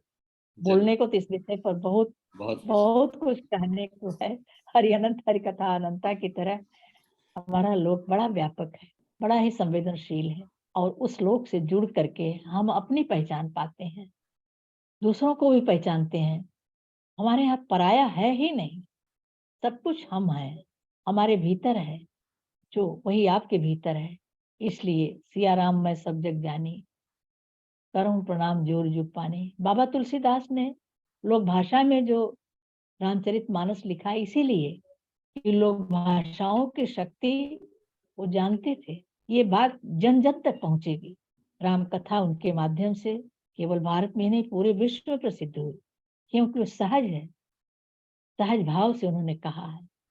तो इस तरह के संतों की वाणी ये भी लोक में जो है प्रचलित है, वो भी संतों के वाक्य हैं, संतों के संदेश हैं उनमें, उनको हमें बराबर याद करना चाहिए। बहुत बहुत धन्यवाद। बहुत बहुत धन्यवाद मैम। आपने लुप्त होती लोक परंपराओं पर विस्तार से बात की और बड़े ही ब्यौरेवार तरीके से जो भारतीय जीवन से संबंधित विवाह, मुंडन, जन्म, मरण और अन्य तरह के जो सांस्कृतिक त्योहार हैं उनसे जुड़े लोकाचार और परंपराएं, उनका विस्तार से वर्णन किया और ये बताया कि ये अब धीरे धीरे लुप्त हो रही हैं और लुप्त हो रही हैं तो उसके पीछे कारण क्या है, क्योंकि जीवन बदल रहा है, व्यवहार बदल रहे हैं, स्थितियां बदल रही हैं, इनको करने कराने वाले लोग अब धीरे धीरे गायब हो रहे हैं। और एक बड़ी बात आपने कही कि कुछ परंपराओं से आपने अपने असहमति भी दिखाई कि उनको नहीं होना चाहिए, और उन परंपराओं से असहमति और लोकाचारों से असहमति दिखाई जिनके पीछे कहीं ना कहीं भेद विभेद विषमता के बोध जुड़े हुए थे, और उनका धीरे धीरे खत्म हो जाना ही बेहतर है तब, जबकि राजनीतिक, सामाजिक, सांस्कृतिक, आर्थिक दृष्टि से पूरी सामाजिक संरचना बदल चुकी हो, तो ऐसे में उन परंपराओं का खत्म हो जाना ही ठीक है। इस विषय को आपने जिस तरह से और जिस गहराई के साथ रखा है और जितने खुलेपन से आपने स्वीकार किया है कि ये परंपराएं लुप्त हो रही हैं, उसके बाद इसके बारे में, इस पर मैं कुछ जिज्ञासाएं और प्रश्न रखना चाहूंगा, क्योंकि लोक परंपराएं, अगर लोक है, ऐसा तो नहीं कि लोग खत्म हो रहे हैं, लोक तो है, लोक का रूप बदल रहा है, स्थितियां बदल रही है, लेकिन लोक जिंदा है। और हम मानते हैं कि हम भारतीय मनुष्य उस तरह के मनुष्य हैं जो एसी में बैठ करके भी पेड़ के नीचे कभी छांव में बैठे तो उसकी याद हमें आती ही रहती है। अगर गांव से कहीं जुड़े हैं और गांव कभी गए तो उसमें जो एक सुखद एहसास हुआ, उस एहसास की याद हमें आती रहती है। तो हम उससे दूर होने वाले लोग वैसे भी नहीं हैं। तो मेरा ये मतलब जिज्ञासा है कि क्या जो बदलती जीवन स्थितियां हैं, मूल्य हैं और परिदृश्य जो बदल रहे हैं, जीने की जो स्थितियां बदल रही हैं, उनके बीच से क्या नई लोक कथाएं नहीं रची जा रही हैं, नए लोक गाथाओं का, परंपराओं का विकास नहीं हो रहा है? और अगर ऐसा हो रहा है तो उस पर बातचीत क्यों नहीं होती है, उसको सुरक्षित और व्यवस्थित करने की बातचीत क्यों नहीं की जाती है? इसके बारे में आपसे हम कुछ सुनना चाहेंगे और जानना चाहेंगे।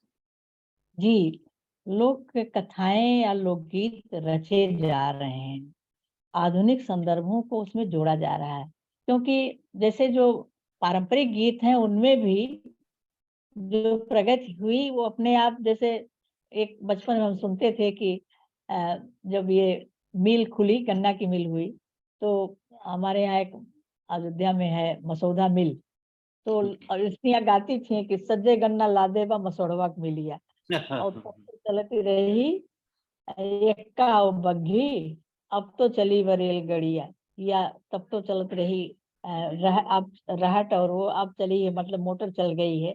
इन सब का उल्लेख आया, और उसी के साथ साथ जो मानसिक स्थितियां बदली उसके प्रति भी उनमें रेखांकन हुआ है। तो उसको ले करके क्या होना चाहिए, जैसे आपने कहा कि जो परंपराएं सड़ी गली मान्यताएं थी उनके प्रति भी, जैसे दहेज की प्रथा थी, उसके विरोध में भी लोकगीतों ने स्वर उठाया था। बिल्कुल बिल्कुल।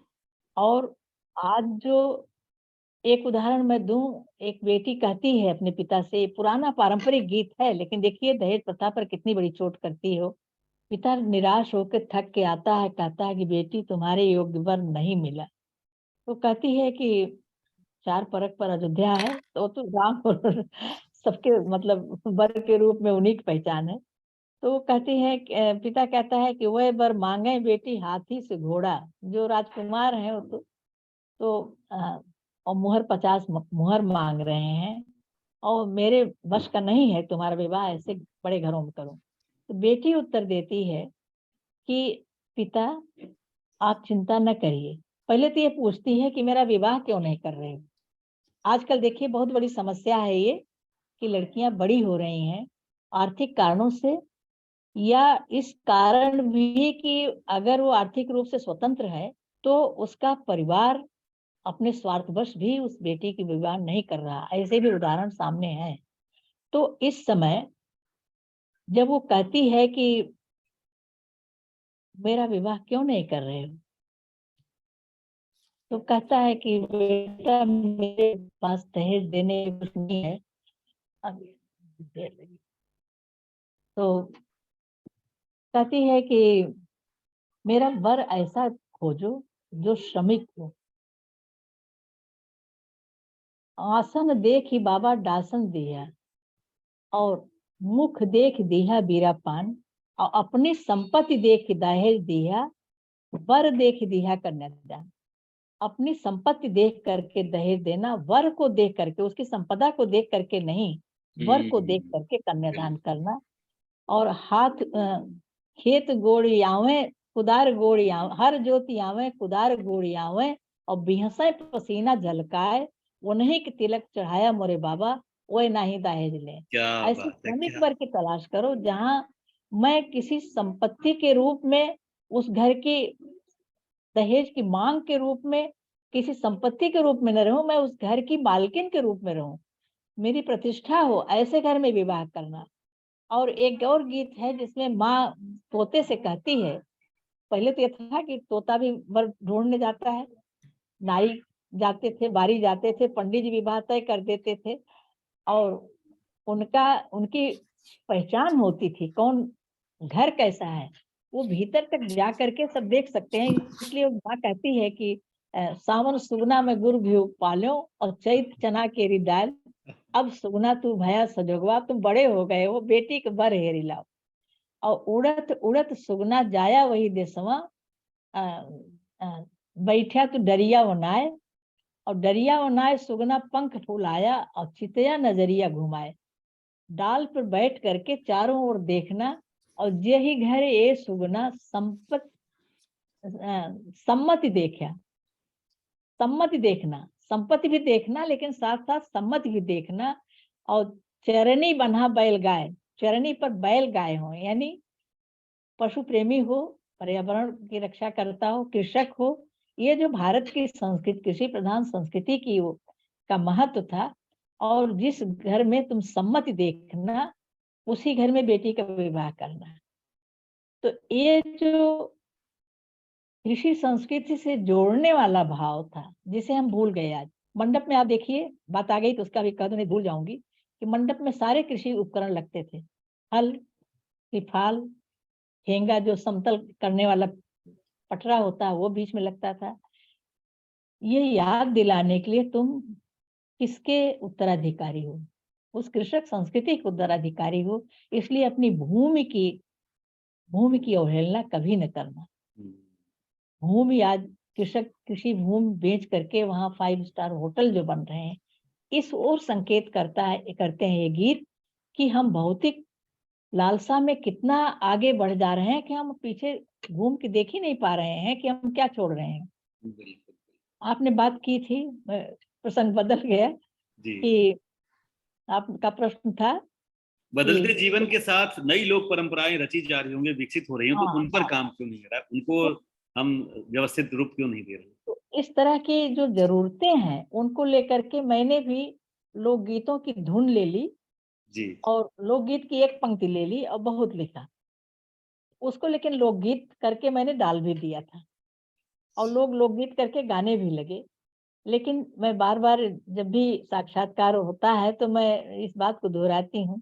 तो एक बार ये हमारे जो आजादी के अभी 1857 के गदर के जो गीत मिले, उसमें बहुत सारे ऐसे बलिदानियों के गीत नहीं मिले थे, एक एक लाइन कहीं मिली मुझे। जी जैसे झांसी की रानी पर एक लाइन मिल गई, या किसी पर भी, तो उनको मैंने जो लोक में कथा के रूप में मिला या बुजुर्गों से सुना था, उनको लेकर के मैंने गीत रचा और उसको डाल दिया, लोकगीत करके लोग गाने लगे।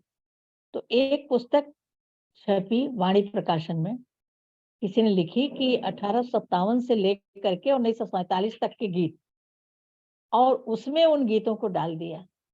तो मुझे लगा कि जब मैंने पढ़ा तो मैंने कहा 1947 में तो मेरा जन्म हुआ। तो ये तो ऐतिहासिक दृष्टि से ये गलत हो गया। तो मैंने उन्हें पत्र लिखा है, तो उन्होंने कहा भई आपके लोकगीतों के रूप में जो है लोग गाए हैं, ये कोट किया है तो उन्होंने डाल दिया। तो अच्छा। हमारे गुरुजी डॉक्टर विद्यानिवास मिश्र जी ने कहा कि ये लोकगीतों के साथ छल है, ऐसा नहीं करना चाहिए तुम्हें। लोकगीत वो हैं जिनको रचयिता ने रचा है, उसका कोई नाम नहीं है।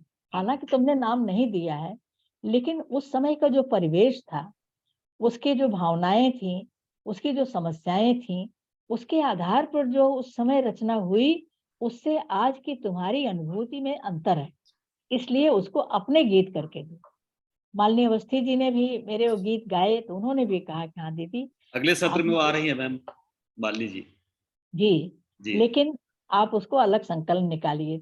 अब मैंने उसका अलग फुलवा बरन मन नाम से मेरा अवधी लोकगीतों का संग्रह छपा।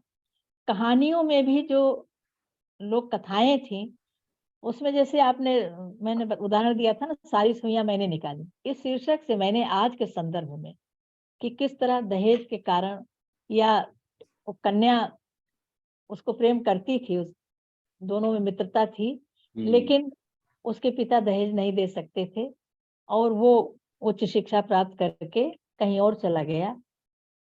तो जिसके साथ उसका मन से जुड़ाव था, उससे उसका विवाह नहीं हो सका और एक जो बहुत ही स्वार्थी लड़की थी उसी परिवार की, उसका विवाह हो जाता है और वो सुख भोग करती है, लेकिन वो बार-बार वही वो कहीं फिर विवाह नहीं करती।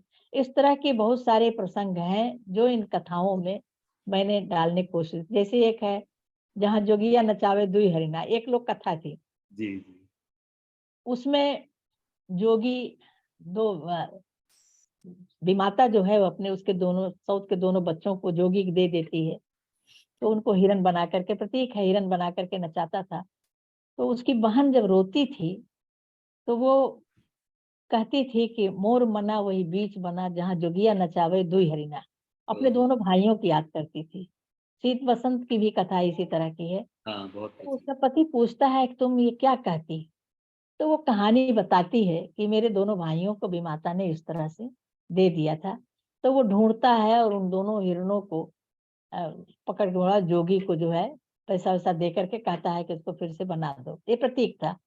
आज जो स्वार्थवश दूसरा विवाह लोग कर ले रहे हैं और पहली पत्नी नहीं है, तो उसके बच्चों को जो अपनी बुजुर्ग माँ का जो तिरस्कार हो रहा है, उन सारे प्रसंगों को लेकर के इसमें और कैसे गाँव का आदमी जब सड़क पे सोता है, तो अपनी गाँव की काकी को याद करता है, जो एक दिन अचानक उसे मिल जाती हैं, जो उसे ये कहानी सुनाई थी।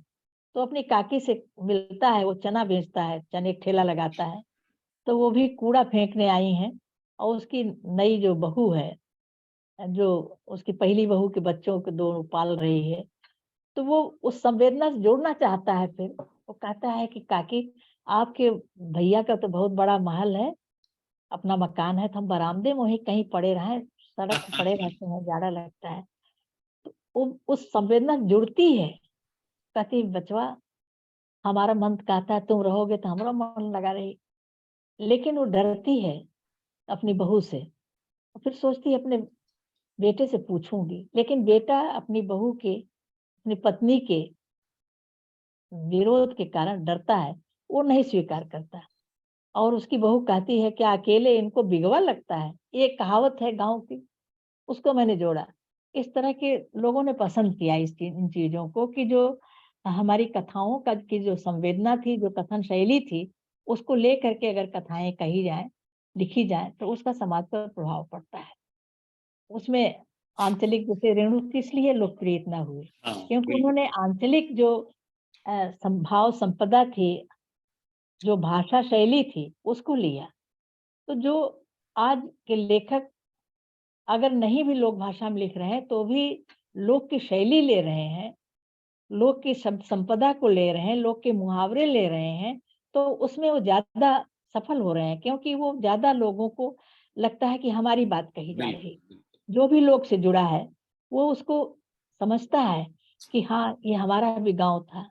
कितने भी शहर में जैसा आपने कहा ना कि एयर कंडीशन, उसमें बैठ कर के भी हम स्वप्न देखते हैं एक अमराई का, हम स्वप्न देखते हैं कि तालाब के किनारे कैसे आंवले के पेड़ के नीचे, अभी आ रही अक्षय नवमी आ रही है, पूरा गांव इकट्ठा होकर के आंवले के पेड़ के नीचे जाता था, वहीं भोजन बनता था। चूल्हे की छुट्टी, चूल्हा नेवार न्योता होता था। आज किसी घर घर में चूल्हा नहीं जलेगा। एक प्रकृति से जोड़ने का, इसी बहाने लोग, महिलाएं जो कभी नहीं निकलती थी घर से, उनको एक अवसर मिलता था कि बगीचे में खाना बनाएंगी, सब गाना होता था, पूजा होती थी, सब लोग खाते थे एक साथ मिल करके। ये जो कुटुंब भाव का विस्तार, सारी प्रजा वहां जाती थी, भोजन थाली लेकर के जाते, सबको खाना परोसा जाता था, नवान्न होता था। नया अन्न जब घर में आए तो हमारी जिम्मेदारी है कि जिसने श्रम किया है पहले उसको खिलाएं, तब खाएं। ये सारी परंपराएं लुप्त हो रही हैं जो हमें एक दूसरे से जोड़ती थी। इन परंपराओं को आज के लेखक डाल रहे हैं। ये स्वागत की योग्य है, उन गीतों की धुनों को लेकर के या उनसे, लेकिन ये लोक कथाएं नहीं होंगी, ये लोकगीत नहीं होंगे, ये हमारी अपनी लोक भाषा की रचनाएं होंगी, या चाहे हिंदी में लिखी जाए या हिंदी की बोलियों में लिखी जाए, किसी भी भाषा की बोलियों में लिखी जाए। तो इस तरह से इनका स्वागत होना चाहिए और इसका प्रभाव निश्चित समय की मांग के अनुसार आज की समस्याओं को लेते हुए जो लिखा जा रहा है स्वागत योग्य है। बिल्कुल, और अच्छा लिखा जा रहा है। बहुत बहुत धन्यवाद मैम, बहुत अच्छी बात आपने कह दी। मैंने प्रश्न किया और बहुत रचनात्मक चीजें हो रही हैं और उसकी जानकारी भी दी, और आप उसमें इतनी बड़ी भूमिका में है, ये जानना हमारे लिए बड़ी दुर्लभ बात रही। हमारे एक प्रतिभागी, उन्होंने ठीक ही कहा है, पूजा शर्मा है, उन्होंने ठीक ही लिखा है कि मैम आप लोक परंपरा और गीतों की जीवंत जो है आर्काइव है, संग्रहालय है। तो ये बहुत सही बात उन्होंने कही है। तो इसी संदर्भ में मैम मुझे ये भी बात समझ में आता है कि सच्चाई ये है कि जिन लोक परंपराओं को खत्म हो जाना चाहिए, जो निर्जीव हैं और जिनमें आज के समय को धारण करने की क्षमता नहीं है, वे लोक परंपराएं खत्म हो रही हैं। बाकी बहुत सारी लोक परंपराएं जिनका रूपांतरण हो रहा है, वो नया रूप धारण करके आ रहे हैं। जैसे कि बहुत सारी फिल्में हैं जो बहुत लोकप्रिय हुई हैं पीछे भी और वर्तमान में भी हुई हैं और हो रही हैं। उनमें भी लोक के बहुत सारे तत्वों का इस्तेमाल किया गया है और उसका बहुत गहरा प्रभाव पड़ा है, व्यापक प्रभाव पड़ा है। जैसा कि आपने कहा भी कि उन फिल्मों को जब देखता है कोई जिसमें लोक परंपराओं की चीजों का बहुत बारीकी से इस्तेमाल किया गया है, प्रत्यक्ष अप्रत्यक्ष रूप में, तो देखते हुए लगता है कि कहीं ना कहीं ये चीजें हमारी हैं, हमसे जुड़ी हुई हैं। तो इस तरह का तो इस्तेमाल हो ही रहा है। लेकिन एक प्रश्न नहीं, जिज्ञासा ही कहना चाहिए, एक और मेरे मन में अभी उठ रहा है कि धीरे धीरे हम लोग एक ऐसे परिवेश को निर्मित कर रहे हैं, बना रहे हैं, और पूरे राष्ट्र के स्तर पर ऐसा प्रयास चल रहा है सरकारी तंत्र के माध्यम से भी, कि हम बाजार नियंत्रित समाज की तरफ बढ़ रहे हैं धीरे धीरे। बहुत सारी चीजें, बहुत सारी हमारी गतिविधियां सारी की सारी बाजार की तरफ उन्मुख हो रही हैं, सौंपी जा रही हैं। और ये एक ऐसा समाज बनाने की बात कर रहा है जो समरूपी होगा, बहुत अर्थों में समरूपी है और बहुत अर्थों में समरूपी होगा। तो ऐसे में लोग का बाजार से लगातार जो है संघर्ष बढ़ रहा है, तनाव बढ़ रहा है। एकल परिवार, अब तो न्यूक्लियर फैमिली विकसित हो रहे हैं, जहां संबंधों का बिल्कुल खात्मा होता चला जा रहा है, क्योंकि संबंधों के बीच इंसान नहीं जी रहा है। तो ऐसे में बाजार और लोग के बीच जो तनाव के बिंदु दिखाई दे रहे हैं, उस पर आपकी क्या राय है? उसे आप कैसे देखती समझती? देखिए, बाजार का प्रभाव तो सबसे ज्यादा है ही और लोग भी प्रभावित हुआ है। आपने एक बात कही कि लोकगीतों का जो प्रयोग जैसे फिल्मों में हुआ, जी, फिल्मों ने जो लोकगीतों से लिया उससे उनका बाजार बढ़ा। बिल्कुल। अब जैसे एक गीत है, लागा झुलनिया का धक्का बलम कलकत्ता चले गए, हाँ, इसको लोग आम एक गीत समझ करके उसको सुनते हैं, आनंद लेते हैं, लेकिन इसके पीछे का दर्द जो है वो बहुत नहीं बड़ा। कोई समझता। कि झूलने का धक्का लगा, यानी उसकी झूलने की मांग हुई और उसकी झूलने की फरमाइश पूरी करने के लिए उसको विदेश जाना पड़ा और जहां से वो लौट नहीं पाया। कलकत्ता गया, कलकत्ता से जहाज पर विदेश चला गया। तो ये दर्द जो है, ये समझने की, ये संवेदना फिल्मों में अगर आ रही है तो उसको उभारना चाहिए और उसको बताना चाहिए कि इसके पीछे क्या दर्द है। और इसी तरह एक गीत है प्रवासी की पीड़ा का, जिसमें वो कहती है कि सोना लादन पीऊ गए वही माटी के देश, और सोना मिला न पीऊ मिले चांदी हुई गए केस। सोना लादने के लिए, सोना पाने के लिए मॉरिशस से जहाँ गए गए हमारे प्रवासी भारतीय भाई, तो सोना नहीं मिला, न प्यू मिले, और मेरे केश चांदी के हो गए और प्रिय से मिलन नहीं हुआ। इस दर्द को रेखांकित करने वाले गीत जो मिले हैं, उनके आधार पर भी आज सोचने की जरूरत है। जैसे ये रेलिया बैरिन पिया के लिए जाए रे, जी जी जी। हाँ, रेलिया न बैरिन पियसिया न रेलिया न बैरी जहेजिया न बैरी, उहे पैसवा बैरीना, देसवा देसवा भरमावे, उहे पैसवा बैरीना। इसी में अगली लाइन जो है, देखिए, जो संतोष का भाव था, कहती है, आज के बाजार भाव बात की प्रभावित देखिए कि शेर वर गेहुआ बरिस भर खावे, पिया के जाए न देवे ना, रखबे अखिया के हजुरवा, पिया के जाए न देवे ना। शेर भर गेहूं में पूरा वर्ष काट दूंगी, अपना भी और बच्चों का पेट पाल लूंगी, लेकिन प्रिय को जाने नहीं दूंगी। ये संतोष आज नहीं रह गया है। आज हमारी बहनें इस अंधी दौड़ में, हमारी बेटियां जो जा रही, उन्हें सतर्क करने की जरूरत है इस तरह की रचनाओं के माध्यम से, कि ये जो अंधी दौड़ है, ये कहाँ पहुंचाएगी। उस पर पहले सोच लो, पहले उस पर विचार कर लो, उसके बाद फिर आगे कदम बढ़ाओ। और ये भी देखो कि असली सुख, असली शांति कहाँ पर है। वो केवल भौतिक सुख में नहीं है। उसे जानने के लिए अपनी परंपरा को जानो। हमारे भीतर जो दया, परोपकार, समाज के लिए अर्पण का जो भाव था, उसे बिल्कुल। फिर से हमारे भीतर बचा रहेगा, तभी हम स्वयं भी सुखी रहेंगे, हमारे बच्चे भी सुखी रहेंगे और पूरा संसार सुखी रहेगा। तो इस तरह की जो कामना, जैसे कहती है वो कि गंगा देहु भगीरथ पूत जगत जस गावे, केवल अपने लिए नहीं मांगती वो। जब गंगा वरदान मांगने कहती है उस वंध्या स्त्री से, तो कहती है कि मुझे भगीरथ जैसा पुत्र दो, जिसका सारा संसार यश गावे। तो ये कामना आज की स्त्री की मन में नहीं। आज हम अपने बच्चों को उदर भरने की शिक्षा दे रहे हैं।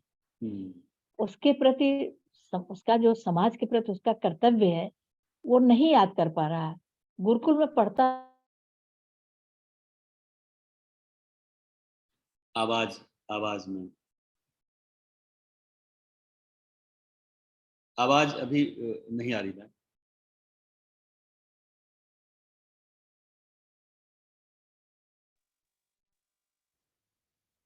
जी जी। तो वो क्या बोल रहे थे, भूल गए। तो इस आप तरह वो जो नई भिक्षा पीढ़ी मांग के के संदर्भ में लाता बात था, कर रही थी कि हम नई पीढ़ी को उस हाँ, तरह तो से। वो समाज के प्रति अपना दायित्व समझता था। बिल्कुल।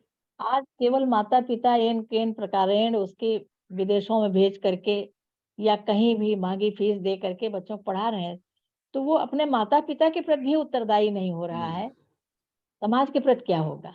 तो ये जो समाज के साथ जो पारस्परिक आदान प्रदान का जो भाव था, वो आज चुक रहा है। इसे भी, इस भाव को भी वापस लाने की जरूरत है, तभी हम इस बाजारवाद से और उसके दुष्प्रभाव से अपनी पीढ़ी को बचा पाएंगे। शायद मेरे नहीं नहीं उत्तर नहीं से आप नहीं। संतुष्ट बहुत होंगे। बहुत सही बात कही है मैम, और ये एक आज के समय की एक गहरी चिंता है। और इस चिंता से ही मैं शिक्षा जो व्यवस्था है उसे जोड़ करके इस विषय को आपके सामने रखना चाहूंगा कि जी जो लोक परंपराएं हैं जिनमें बहुत कुछ ऐसा जीवंत है, जो आज के समय में अगर हम जीवन के व्यवहार में उसे जोड़ कर रखते हैं, तो समाज का एक जी अलग रूप विकसित होगा आगे भी। क्योंकि वह जी सामूहिकता पर बल देता है, क्योंकि वह त्याग पर भी बल देता है, क्योंकि यह सहभागिता पर भी बल देता है। तो ऐसी जी चीजों को तो आज के समय में शिक्षा पद्धति के क्षेत्र में ऐसा क्या बदलाव किया जाए, जबकि लगातार शिक्षा पद्धति पर सरकार बदलाव के लिए सक्रिय है जी और कई जी मातृभाषा शिक्षण पर भी बल दे रही है। तो जी शिक्षा जी पद्धति के साथ इन लोक परंपराओं में जो जीवंत चीजें मौजूद हैं, उनको कैसे जोड़ा जाए, जी कैसे रखा जाए कि नई पीढ़ी के पास पहुंचे, हाँ, और भागती दौड़ती इस बाजार व्यवस्था के साथ साथ एक सामूहिकता का भाव जो है, त्याग का भाव जो है, सामाजिकता जो भाव बोध है, वो भी उनके भीतर पैदा हो और विकसित हो। ऐसा क्या प्रयास किया इसके जाए? लिए पाठ्यक्रम में, जैसे हमारी भारतीय भाषाओं के साथ और हमारी संस्कृति पर भी पाठ्यक्रम होने चाहिए। पाठ्यक्रम में भारतीय संस्कृति को विशेष विषय के रूप में शुरू से ही, प्रारंभिक शिक्षा से लेकर के उच्च शिक्षा तक उस पर प्रश्न आने चाहिए, उसको उसकी शिक्षा देनी चाहिए। और वो जो गुरुकुल परंपरा थी, उस तरह की परंपरा को फिर से शुरू करने की ज़रूरत है। अभी नैमिषारण्य में मुझे पता चला कि एक गुरुकुल बनाया जा रहा है, जिसमें अध्यापन के लिए दंपति रखे जा रहे हैं। पति-पत्नी दोनों ही शिक्षक हों और उनके घर में रह कर के बच्चा पढ़े। ये जो पद्धति थी, जहाँ वो गुरुकुल से जाते समय जो माँगता था आशीर्वाद, तो वो कहता था गुरु की आत्मदीपो भव, अपदीपो भव। तो अपदीपो भव का मतलब तुम स्वयं अपना विस्तार करो, अपने स्वयं प्रकाश भी बनो। दीप बनने का भी भाव है और द्वीप बनने का भी है। जैसे समुद्र के बीच द्वीप उभरता है, उसी तरह तुम अपने को संसार के भीतर उभारो, लोग तुम्हें देख सकें, तुम्हें जान सकें, पहचान सकें। इस तरह की शिक्षा की जरूरत है। अपने व्यक्तित्व का विकास करने के साथ साथ पूरे लोग के साथ जुड़ाव जो हमारे विद्यार्थी का हो, इसके लिए अभिभावकों को भी प्रशिक्षित करने की जरूरत है, गुरुजनों को भी प्रशिक्षित करने की जरूरत है। उन सबको लोक परंपरा से, अपनी संस्कृति से जोड़ करके और उसका ज्ञान उनके भीतर, उसके प्रति गौरव बोध और प्रेम जगा करके ही हम बच्चों को सही तरह से शिक्षित कर पाएंगे। और बड़ा सुखद लगता है जब ये आज की नई नए पाठ्यक्रम और नई शिक्षा नीति के बारे में देख रहे हैं, तो आशा भी होती है कि अब हमारी ये सारी जो कमियां थी वो दूर हो जाएंगी और हमारे बच्चे जो स्वराज का, पूर्ण स्वराज का, आज मैं एक गोष्ठी में आई हूँ जिसमें यही विचार हो रहा था कि हम स्वराज तो मिला, लेकिन पूरी तरह से हम केवल राजनीतिक स्वतंत्रता मिली है और आध्यात्मिक रूप से अभी भी हम उतना स्वतंत्र नहीं हो पाए थे, जो और आर्थिक रूप से। तो उन सब की जरूरत है कि आज जो है उस स्वतंत्रता को पाने के लिए सबका सक्रिय सहयोग जरूरी है। और ये तभी होगा जब जब बचपन से ही जड़ों को हम सींचेंगे, बचपन से लेकर के बच्चों में संस्कार डालना शुरू करेंगे। आज के संस्कार जो से विच्छिन्न होती जो पीढ़ी है, उसको मार्ग दिखाने की जरूरत है। इसमें दोष बच्चों का नहीं है, हमारा दोष है। मेरे पास एक विदेश का एक बच्चे का, उसकी माँ का फोन आया कि ये बच्चा पूछ रहा है कि मेरा बच्चा कि ये ब्रह्म मुहूर्त क्या होता है। मुझे खुशी हुई कि उस बच्चे में जिज्ञासा है अपने भारत के ब्रह्म मुहूर्त के जानने के बारे में। और हमारे भारत के बच्चे आज ब्रह्म मुहूर्त का, उनको 8 बजे से पहले अगर जगाइए तो वो उनको उनके साथ अन्याय हुआ माना जाता है। ये सारी चीजें, एक जो परिस्थितियां बदली हैं, इनको फिर से वापस लाने के लिए पीछे लौटने की बात नहीं है, बल्कि जगाने की बात है कि हम जितना खो दिए हैं उसको फिर से हम वापस प्राप्त करें। और जो अपने संस्कारों के प्रति, जो विदेशों में जो प्रवासी हैं, उनसे हमें सीख लेनी चाहिए। वो इतने आकृष्ट हो रहे हैं कि अपनी जड़ों से कटने के बाद उन्होंने ये महसूस किया कि हम कितना कुछ छोड़ के आए हैं और कितना हमारे विरासत, कितनी हमारी पूंजी जो है कितनी मूल्यवान है। उस मूल्यवान पूंजी के प्रति, विरासत के प्रति आत्मगौरव बोध हो, उनके प्रति आकर्षण हो। इसे इन पाठ्यक्रमों में जरूर शामिल करना चाहिए। लोक भाषाओं के पाठ्यक्रम हों और लोक संस्कृति के पाठ्यक्रम हों, लोक कथाएं पढ़ाई जाएं, लोकगीत कार्यक्रम ऐसे हों जिसमें बच्चे सीख सकें। बहुत खूब मैम। बस एक अंतिम जिज्ञासा है और उसके साथ ही आपके वक्तव्य और इस सत्र का जो हम खत्म करेंगे। लोक कथा कला परंपरा का संबंध सामाजिक जीवन की सामूहिकता, गहन प्राकृतिक परिवेश और कृषि केंद्रित आर्थिक संस्कृति से रहा है। आज सुदूर आदिवासी और ग्रामीण समाज में भी टेक्नोलॉजी के माध्यम से शहरी जीवन शैली का बीज बिल्कुल पूरी तरह से रोपा जा चुका है। ऐसे में तथाकथित लोक परंपराओं का संरक्षण कहां तक और किस तरह से संभव है, इस पर संक्षेप में आपका।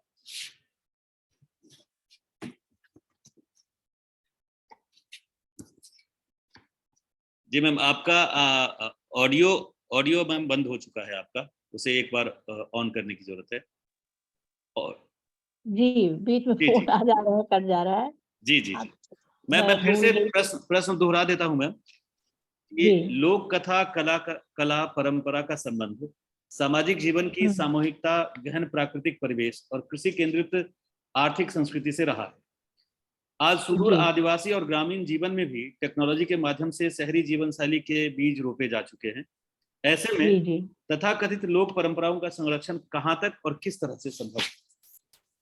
हाँ, ऐसा है जो आदिवासी संस्कृति है उनके पास भी बहुत अकूत संपदा है। जी जी। हमको उनके पास जा करके उन्हें सिखाने के बजाय उनसे सीखने की जरूरत है। बहुत हमको शीश उतारे भूमि धरे तब बैठे गरमाई। घर माही, कबीर याद आते हैं बार बार। जी कि उनके पास हम देने के भाव से न जाएं, उनके पास जो थाती है, जो उनकी आस्था है, जो उनके विश्वास है, जो उनकी कर्मशीलता है, उनसे हमें सीखना चाहिए।